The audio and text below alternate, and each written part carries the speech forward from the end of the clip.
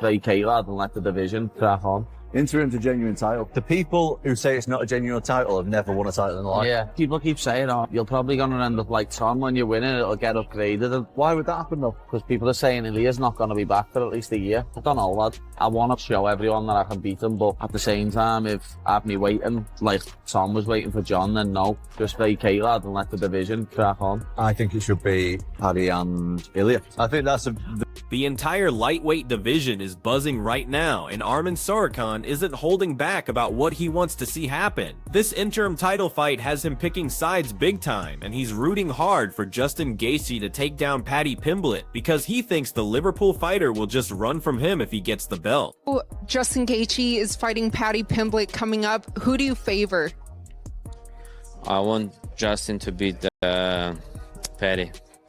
Yeah. So here's how we ended up with this whole interim championship situation. It's actually pretty wild when you break it down. Islam Makhachev, who's never lost a fight and runs this division, stepped away from competition to deal with some serious personal stuff, mainly going through a divorce. This left the entire lightweight picture in chaos. The UFC decided to make a temporary belt while Makhachev sorts out his life, and honestly, nobody saw this coming. What's really crazy is they're doing this interim title fight without the #1 ranked guy even being involved. But Tsarukyan isn't sweating it too much. He's confident a title shot is coming his way before this year wraps up, though the exact timing is still up in the air. He's thinking it'll either be sometime around summer or maybe a big year-end showdown. The real wild card here is when Makhachev decides to come back and how that affects everything. Which he is, I believe, currently around a 2-1 favorite to do so. He is? Yeah, a little surprising there. I know he opened as the favorite, and people are like,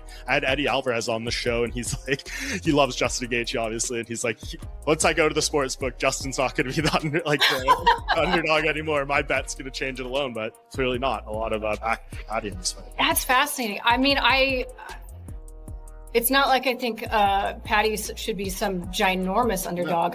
But that number being so far the other way does surprise me. That's pretty crazy. Yeah, it does. But then I look at the stuff on Justin's side. I don't know if you saw that thing about the ingrown hair, the staph infection. That's one thing. Trevor Whitman just did an interview with Brett Okamoto at ESPN, basically saying like, this is it for us. If we don't win this, we're not sticking around for money fights or super fights. Like, kind of applying that pressure there. So I kind of worry for where Justin Gaethje's mind is at, because he was going to hold out and retire if he didn't get a fight like this either, it seemed like. Yeah. I just think Justin is so experienced, so violent, so he brings an element that none of Paddy's past opponents has had. That being said, there are times where, I think there'd be a lot of opportunities for Paddy to get a submission. So that's what makes it a compelling. The betting lines dropped, and people couldn't believe what they were seeing. Right out the gate, Pimblett opened as the favorite, which had everyone doing double takes. Laura Sanko, who knows this game inside and out from her commentary work, actually had to confirm what she was hearing because having Gaethje as the underdog seemed insane. Sure, Sanko gets that Pimblett brings serious skills and can mix things up in all kinds of ways during fights, but making him such a heavy favorite just didn't add up when you look at how much more experience Gaethje has.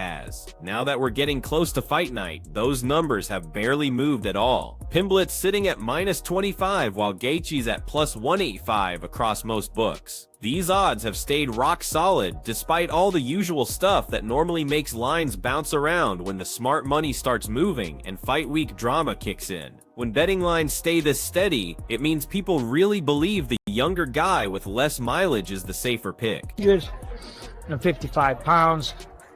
I don't see anyone beating Ilya Topuria. I just don't. Not Paddy, not Justin.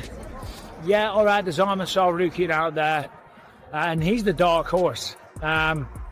Obviously, Paddy and Justin are fighting for the interim title. That's an interesting fight because Justin, better boxer, better wrestling, never uses the wrestling. Even if he did use the wrestling, you wouldn't really want to take Paddy Pimblett down. Paddy's a lot younger, a lot less miles on the clock, a lot less wear and tear. I'm kind of early leaning towards Paddy Pimblett in that fight. But who's the undisputed champ at the end of 2026? So yeah, 2026, Topuria will still be the champ. Yeah, there's Armasar Rukian out there, but I don't think that fight will materialize just yet. This whole retirement angle makes everything so much more intense emotionally. Trevor Whitman, who's been in Gaethje's corner since day one, didn't sugarcoat what's on the line when he talked about what comes next. The veteran coach was brutally honest about this being their last shot at glory together. He made it crystal clear that if they lose this one, Gaethje hangs up the gloves instead of sticking around as some kind of division gatekeeper. Whitman put it out there without any filter, saying this is it, this is our last chance. If we don't win this fight, we're done. We're not gonna hang around being a gatekeeper, taking money fights and all that stuff. Justin could keep fighting, but he knows he needs to be there for his family. He's gotta be smart about protecting his health, but if we get this title, my big goal would be let's go for several title defenses in a row. We don't have the belt right now, so we need to grab that championship first. Michael Bisping jumped into the conversation with his prediction, backing Pimblett to get the job done. The former champion turned analyst broke down his thinking, giving credit to Gaethje for having better boxing fundamentals and grappling credentials, even though he barely uses that wrestling in actual fights. Bisping pointed out that even if Gaethje decided to use his wrestling, taking Pimblett down could backfire because the British fighter has solid wrestling skills himself. The key factors in Bisping's breakdown: at 31 years old, Pimblett is still hitting his athletic prime and hasn't taken much damage in his career yet. Meanwhile, Gaethje has been in absolute wars for years, absorbing punishment in brutal stand-up battles. Also have been on record and said that Paddy Pimblett is better than a lot of people think he is. You know, because of his, you know, his haircut and the way he talks and the, you know, some of the, you know, the strength of schedule. People don't give him a lot of credit, but when I fought him in April in Miami, I'm not going to say that I was surprised because I was expecting the best version of Paddy, but he's better than a lot of people give him credit for.